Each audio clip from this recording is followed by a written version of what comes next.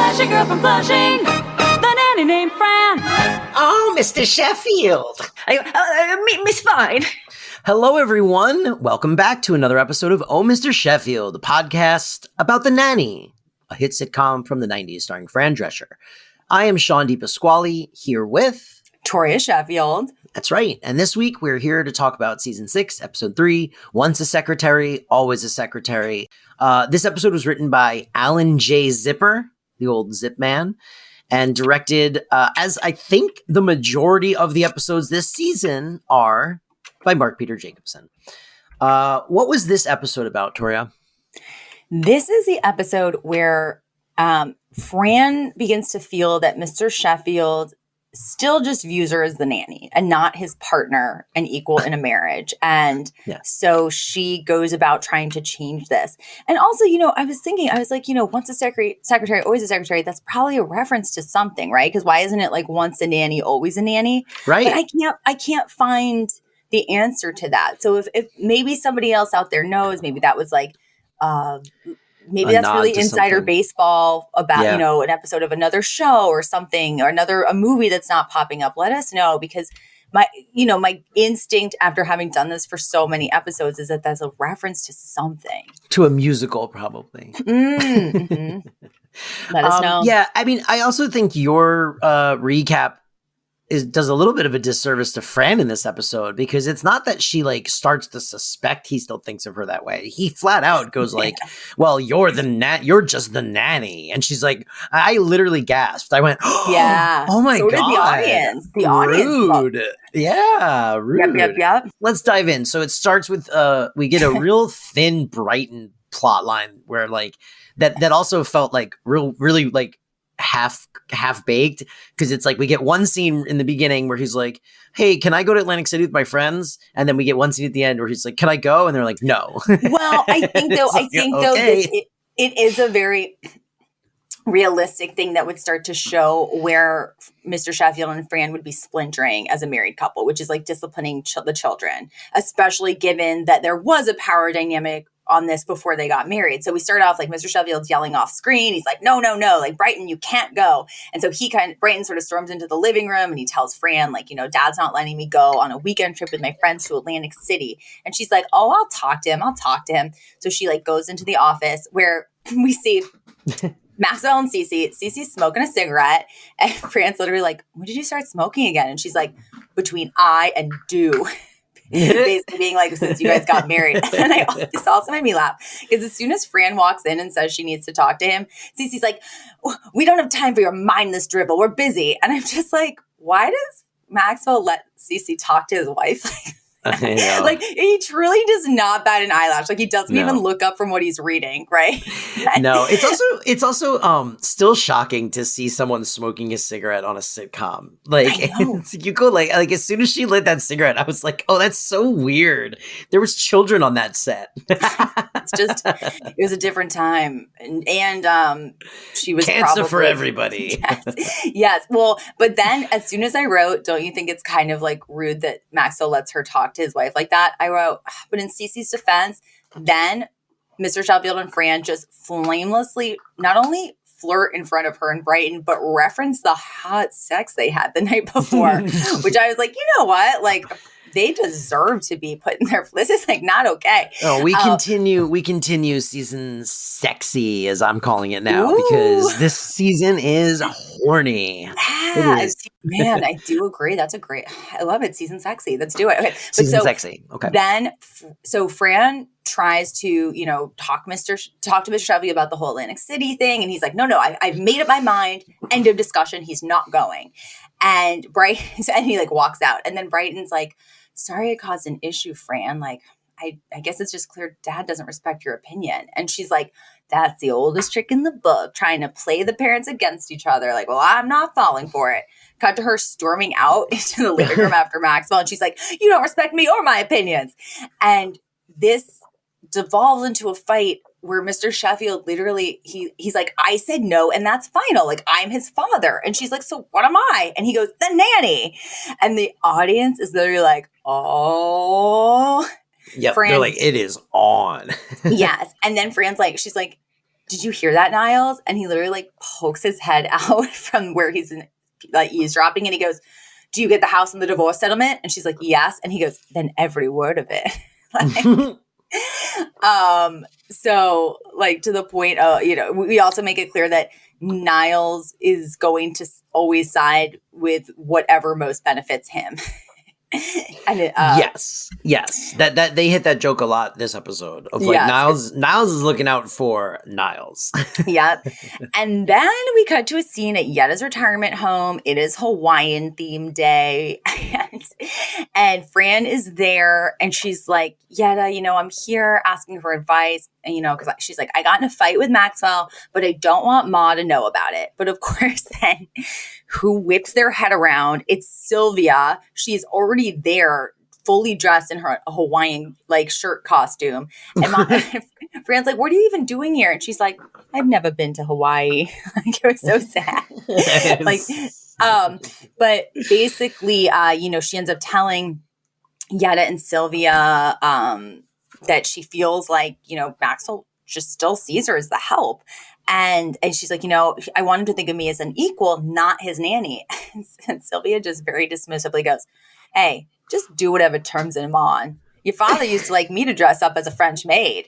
And Yetta goes, this line. Oh, I love this so much. This line killed me. Yetta goes, well, with Grandpa, it was Heidi. He used to put his hair in little braids. So you realize he would dress up as Heidi and she would dress up in a beard. And because she also says she put on an old gray beard. Which when you think about it, it is so effed on so many levels, because the story of Heidi is that this little girl loses her parents and goes to live with the grandfather she never knew. And so the idea that two people would be playing that out in the bedroom, and then also that Yetta's playing the grandpa is so many levels of funny.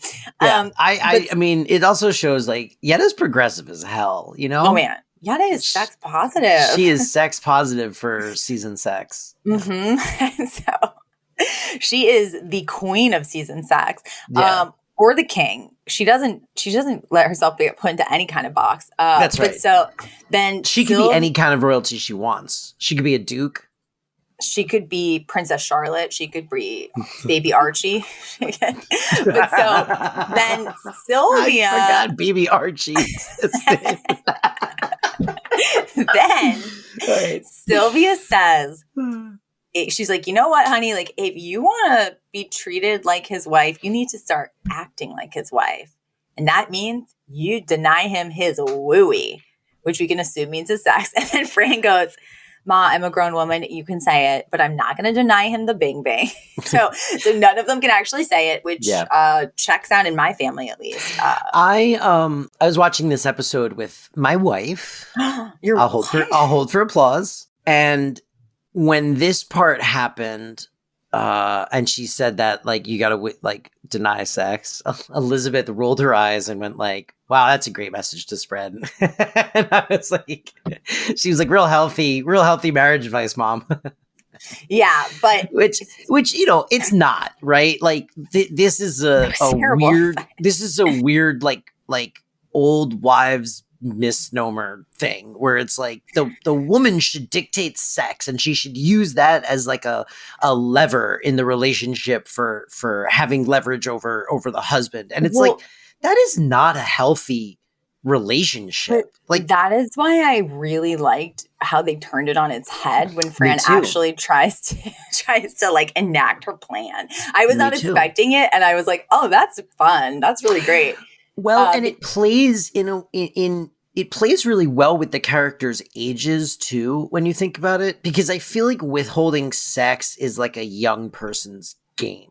You know what I mean? This guy's in like his 50s. It's not like he's like a horny boy. Like he just wants to go to bed. Yeah, dude, he comes home from work and he's like, what's going on? I'm going to read my newspaper and hang out. Like this guy's first thought isn't like, oh, I got to like do it with my wife. Like that. I feel like that's also like, it played really well with how old he is too. Like it didn't seem like he was being a dick. It just genuinely seemed like, yeah, this guy's 50. He's not thinking about sex every minute. Like, so what happens is we then cut to that evening. They're in the bedroom. Fran has donned a like beautiful red negligee, and we hear her internal monologue. And she's like, I'm going to get exactly what I want once I withhold from him. She's like, I give him 20 minutes and I'll be eating out of the palm of my hand. But then Maxwell comes in, and first of all, he's just like, he's like, oh, I think I really made the right decision with Brighton today. I think he's too young to be going off by himself like that. And, and then he starts talking about like Yetta in the retirement home. And he's just literally like, he doesn't even really notice that she's like throwing herself at him, because he's just talking about their day and their life and stuff.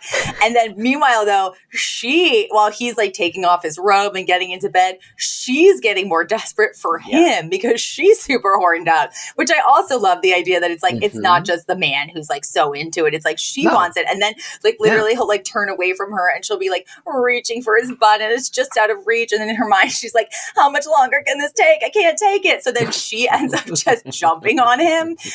Like, because like it turned out, even though her whole master plan was so withhold from him, she couldn't wait. So, but so it totally didn't work out. And the next day, she is in the foyer with Sylvia, and she reveals that like she didn't end up like following through on the plan. And Sylvia's like, why not? And she's like, because my husband looks like James Bond and yours looks like James Coco. Okay. And then Sylvia goes, James Coco, I wish. Okay, let's stop right here, because I posted a very cryptic post on our Instagram that will pay off right now for the listeners, because the person that I posted a picture of is James Coco, because I did not understand this joke. I was like, well, I don't get what this means. I had to like pause and Google James Coco. And then as soon as I saw him, I had like this flood of memories and I knew exactly who he was from The Muppet Show. I was like, oh, I knew who this is. Yes, he is someone you will 100% recognize if you watched a lot of TV as a kid. And you'll recognize if you listen to a clip of him, he has got a very distinctive voice too.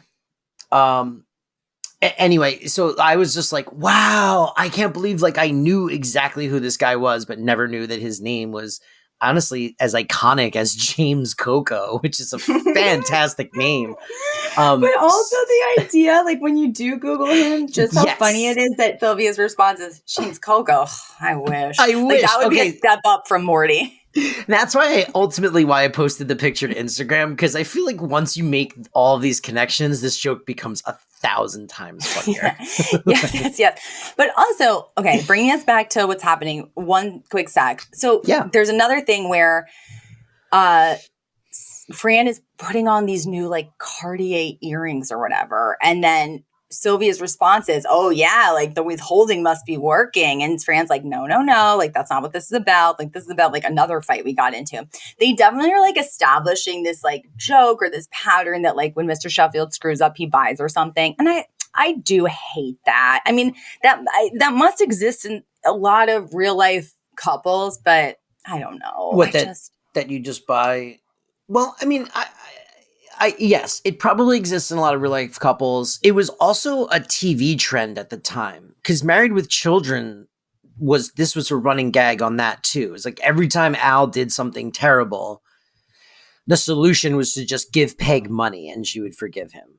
He'd buy her something and, or she'd be like, Al, you did something terrible. And then she'd just take his wallet and walk out of the room. I don't think it's from TV. Like, I think there are definitely like there's so many things where it's like, the guy he definitely did something kind of sneaky. Oh, the wife gets diamond necklace, where it's like there are couples, usually I think wealthy couples, where it's like that is almost the economy within their marriage. Yeah, but you know what? Like, I don't even think it's a gendered thing, because that's just like, I mean, like, because Liz buys you stuff when she that's what I was just thinking is like, you know what? If Liz did something like fucked up and then came home with a PlayStation 5 and was like, I'm really sorry, I'd be like, oh, it's cool, as I'm like hooking the PlayStation 5 up.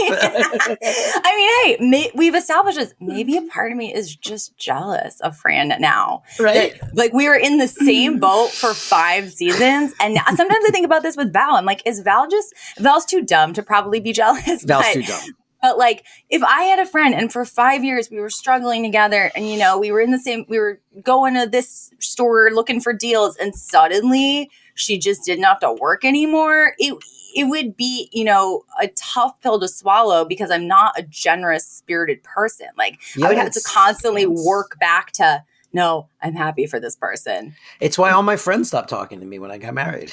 I mean, I sure as hell hate you. I still work, for the record. I do work. But if you didn't, you'd still be okay. Makes me sad. I mean, I have been encouraged to like write more and follow my dreams, which is a lovely, lovely, lovely thing to hear. I just wish that like Kyle like wanted to do something. Like he can make so much money if he wants. He just doesn't want to right now. And I'm like, why can't you just go? Classic white guy move, huh? I could make money. I just don't need it. No, he does need it. He's just very into like work-life balance. And he's like, I don't want to go back to like, you know, hating my life. I'd rather be my own boss and make less. And I'm like, but why? Listeners, what do you think? Should Kyle work harder? Also, listeners in LA, order GoDaddy pizza because the more pizzas he sells, maybe why haven't we been promoting GoDaddy on every episode? We're dumb. Oh yeah, well, I don't think we don't have a ton of doing LA. that. So any listeners LA based, which we have some, but it's not all.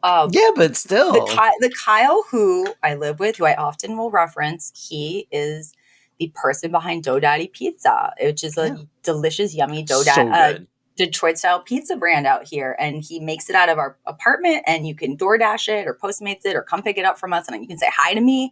But that would be lovely. I would love to, if one day a nanny fan and a GoDaddy customer combined, it would be like the ultimate. Your head would explode. Yeah, but okay. Anyway, back.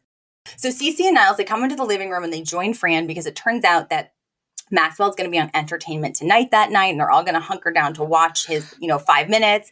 It's almost adorable. Entertainment Tonight was a news program that was very popular at the time. It was before you could learn about entertainment news from 46,000 sources on the internet. There was like one show at like 7:30 every evening, hosted by the great John Tesh and the ever talented Mary Hart, and they would just do like entertainment news, right? Like you would get like movie trailers would premiere and they would do like deep dives on like directors and whatever TV shows were popular. And then you'd also do like a celebrity gossip segment. This was like a very popular thing. I feel like we all knew the theme song. You got your entertainment news and then maybe one or two magazines that came out monthly. And then that was it. Premiere Magazine and Entertainment Weekly. And so, but it's really adorable because Mr. Sheffield is just really beyond nervous. Like they clearly know that like he doesn't really do well in these interviews because the first thing Cece says is like, okay, no nervous giggling. That's good. And then we cut to Mr. Sheffield and he's like, he just like starts to like lose it. And he's so nervous that the host congratulates him on like the new Mrs. Sheffield. And he's like, who? Oh, yes, my nanny. And then he's like, so wait, you married your nanny? And he's like, well, yes. So it's not like she really did anything then. I mean, she doesn't really do anything now. It's just like, it's this huge disaster. Like he flubs and we literally cut to Fran and her fists are clenched in rage because they've already had this tension of like, you just think of me as the nanny. And now on live national television, he is like, corrected someone who referred to her as his wife, and he was like, no, my nanny. So it just compounded everything. If I wrote this show, because this is just, my sense of humor goes so dark, but that scene where they cut to Fran and she's like got her fists clenched, I would have held a second longer on her fist and just had a tiny trickle of blood come out. Like she gripped herself so hard she made herself bleed. If this was a little later, if this was like 30 Rock era, that would be like a 30 Rock joke, right? Right? Oh, it would have been so. That was my first thought. Is I was like, oh, please let a tiny trickle of blood come out. Then we cut to the next morning. Val is over at the mansion in the kitchen with Fran, and Fran says, it's okay. yes, I was really upset about the Entertainment Tonight thing, but, Maxwell and I worked it all out. And then she reveals she's wearing a new diamond necklace. And she's like, so it's like the implication is like he knew he screwed up and instantly came home with a gift. And, it was just a slip of the tongue. And I was just so scared during the interview. But so then Fran also says that she realized that the way to stop getting Maxwell to think of her as a nanny is to just hire a new one.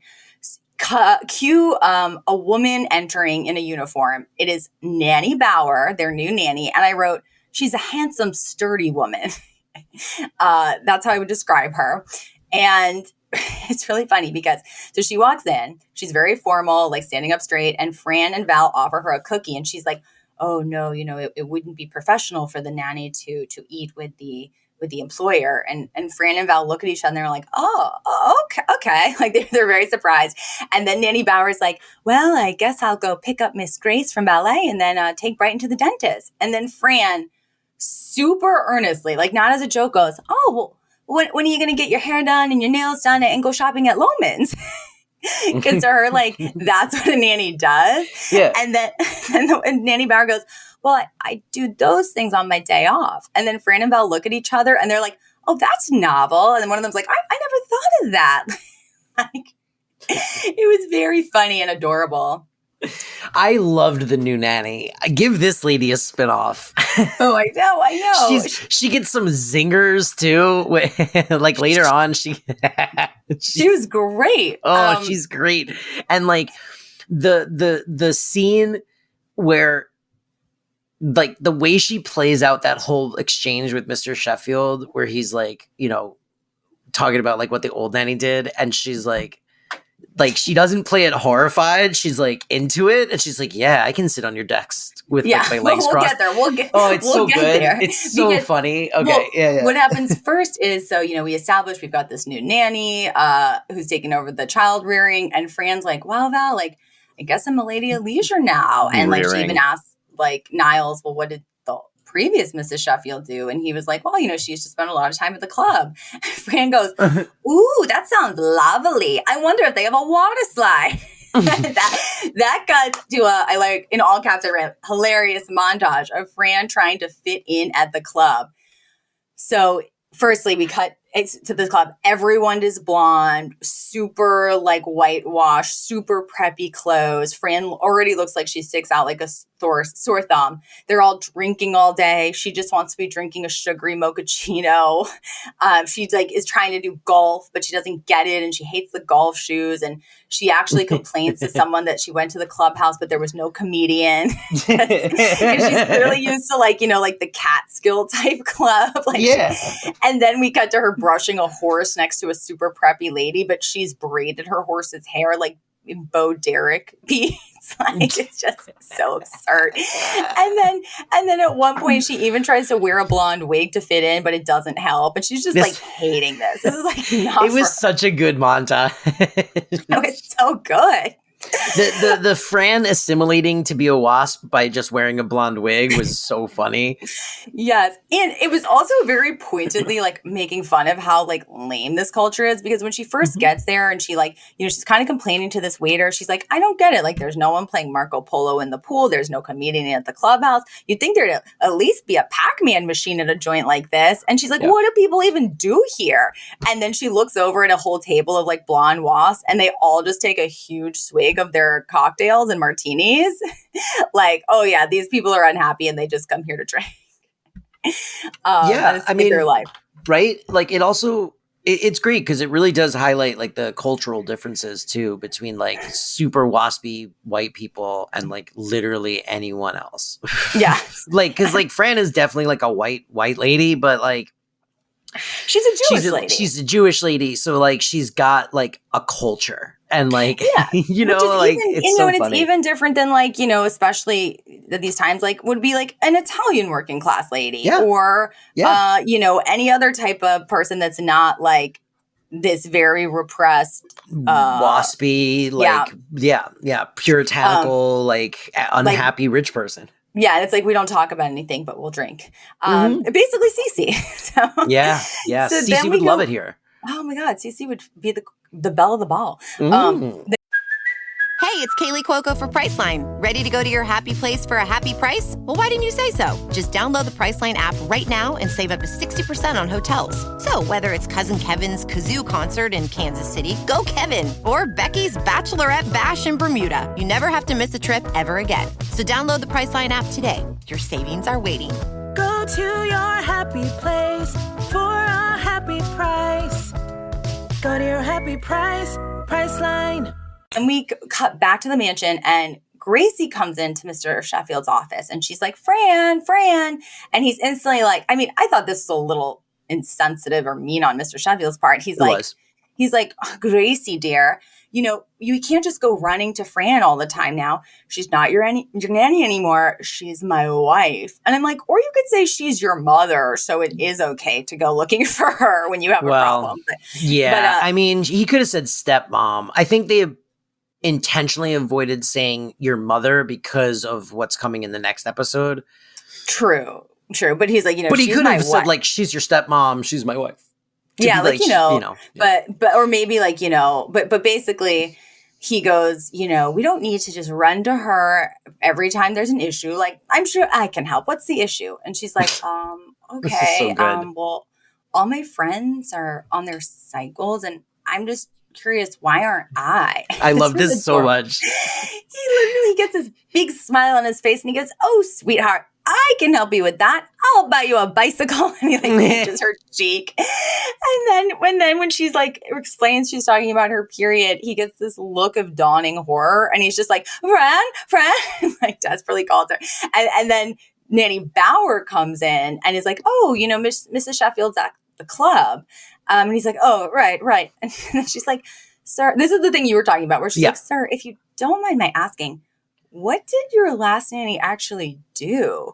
And he kind of like looks around and like he looks to Niles and they kind of like fumble. They really can't answer. And he's like, well, you know, she would make sure the tie that she picked out for me matched the shoes she picked out for me. And, you know, she'd make reservations for dinner for the two of us. And sometimes she'd come sit at my desk when I was working late to keep me company. And she was like, well, sir, with all due respect, that sounds more like a wife. And he's like, well, yes, I suppose that's why I married her. And he's kind of like connecting the dots that like, oh, the woman I loved did all these things and was a part of my life every day and our children's life every day. So we've been like changing her to fit this other role, but that's not why we got married. That's not why we fell in love. And this is also though when Nanny Bauer thinks that this is maybe him asking her to sit on his desk in a short skirt, and she's like gonna try to make it work. And he's like, no. She acts the hell out of this because like she like starts to try to make it work, and then he's like, no, and she like kind of backs off apologetically a little bit, but also like sort of like. She seems disappointed. It's really funny. Oh, I mean, he is a handsome man. Yeah, it's so good. This lady is great. Give her a show. Where's her show? Where's her this show? Town's so unfair.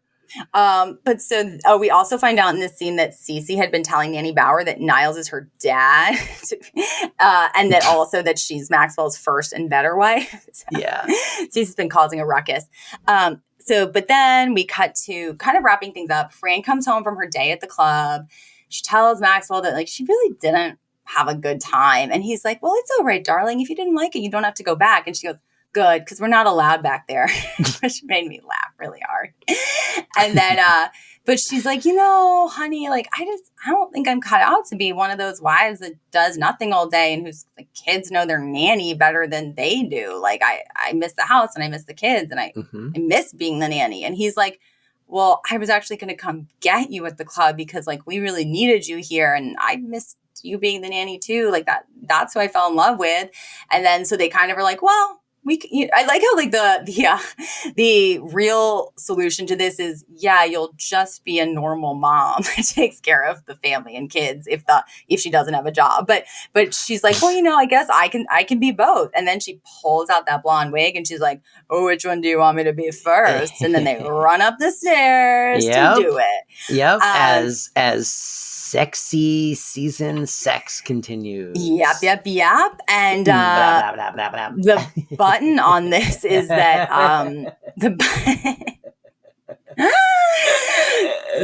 What's up next in season 6? I do feel like any Bachelor franchise or one of those trashy like dating island shows could just be called season 6, and that would be accurate. But we then the button on this is that we established that Nanny Bauer was let go, and but the nanny agency ended up sending over a potential replacement, not realizing that they don't actually need a nanny anymore. But then Niles is like, oh, well, can't we just hire one for a day? Like, they're having this event at the Paramus Mall. And Fran's like, oh, okay. But then when she opens the door to this new girl, it's an exact but younger replica of Fran. And she just slams the door in the girl's face and is like, Niles, what were you thinking?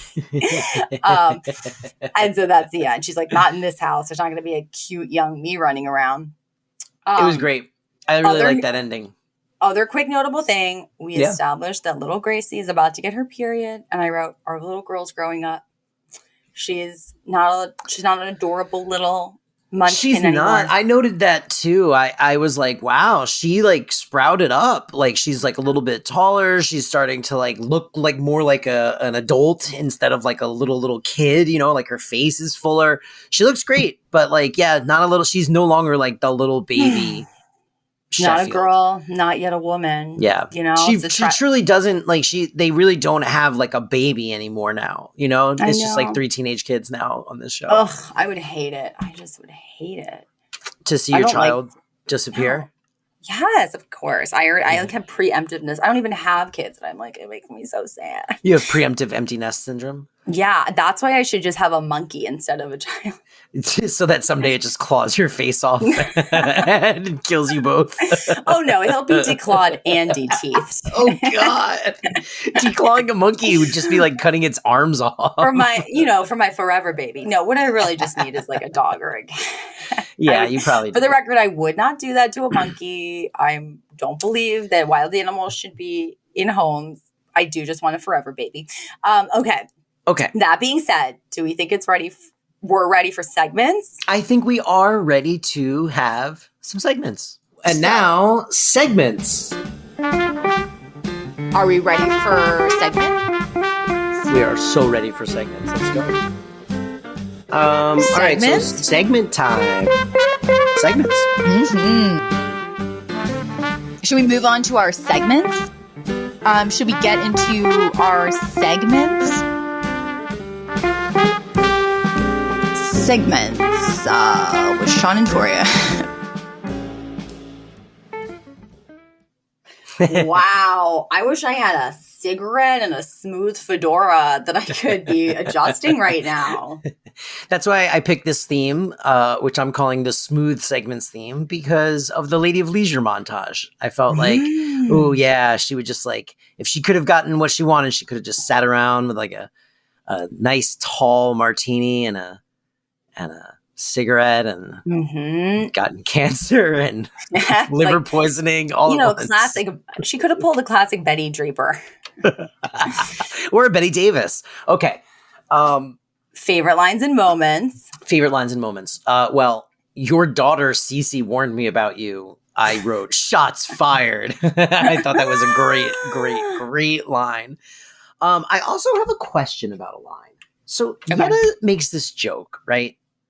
Where she says, I've been denying sex. I've been denying my husband for 25 years. And then Fran says, yeah, but he's been dead for 26 years. And then Yetta goes, don't judge me. So you're asking, that a necrophilia joke? Yes, okay. It is. Okay. Or the implication is that she was boning a corpse, or perhaps an urn. We don't really know. We don't really know.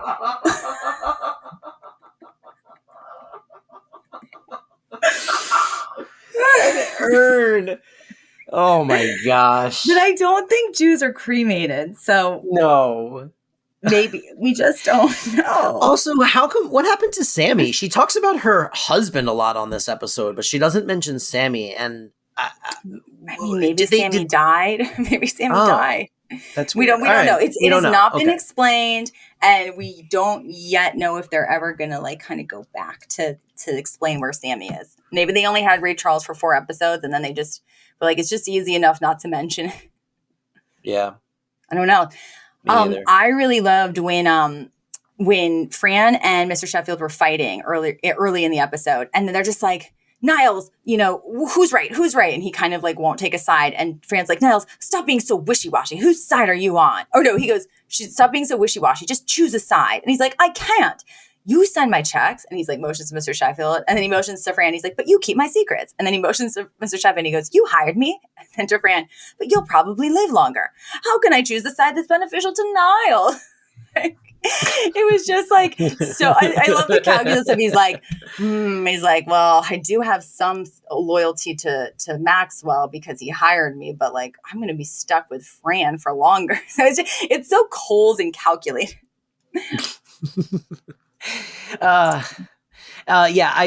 Niles being out for only himself was a particular highlight of this episode for me. And that montage, that country club montage was the best. Oh, chef's kiss. Mwah. Mm-hmm. Delightful.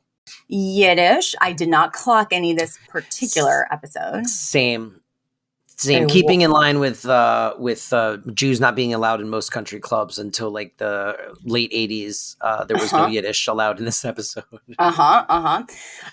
Okay, for nanny trivia, it's really just some more nanny in the news. Nanny in the news.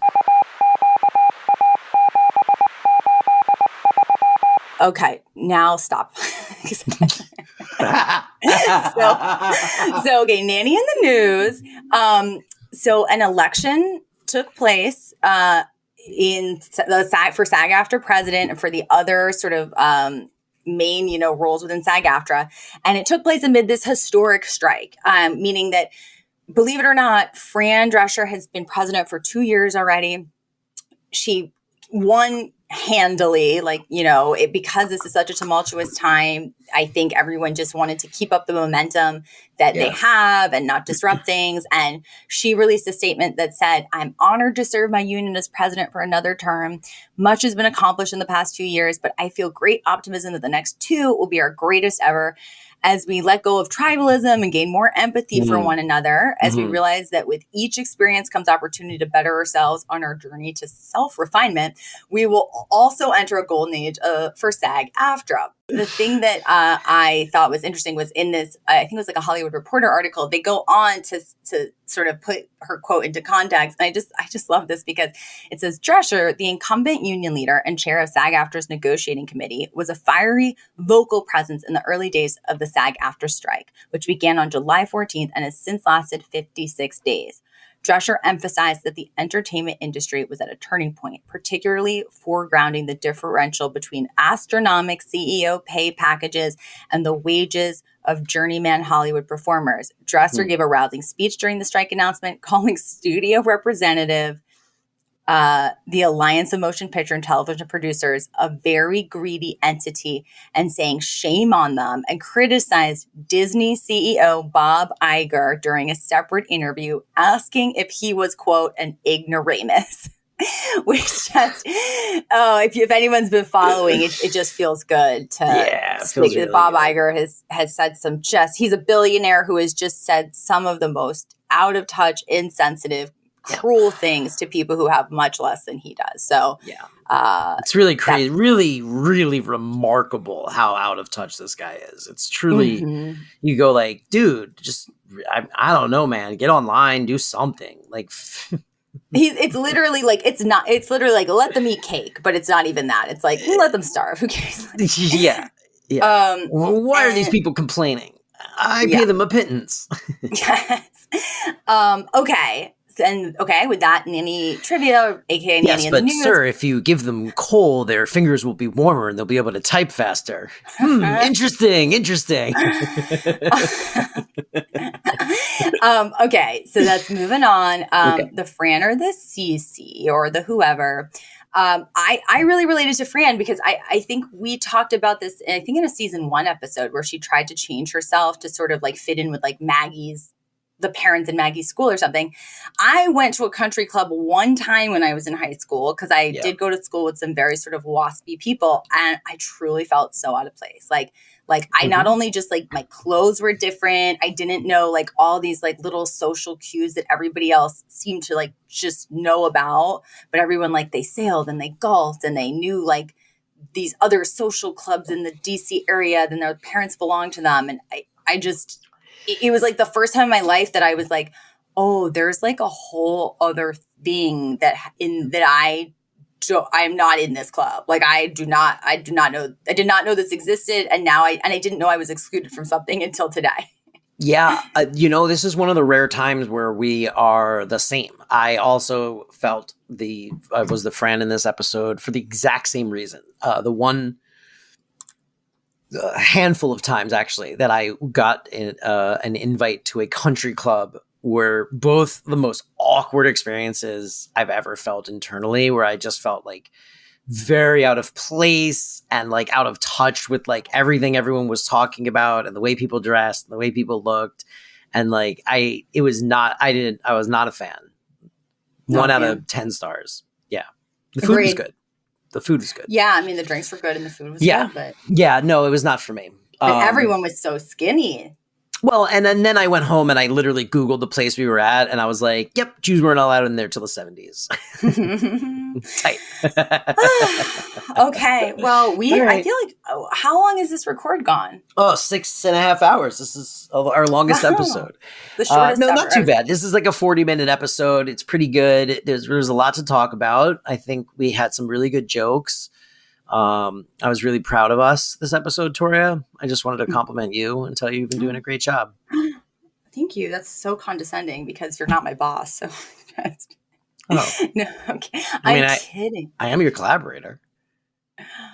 That's true. I guess I'll take that. I thought you were going to say that's debatable. No. I'm proud of you, Sean, because I think you also do a great job.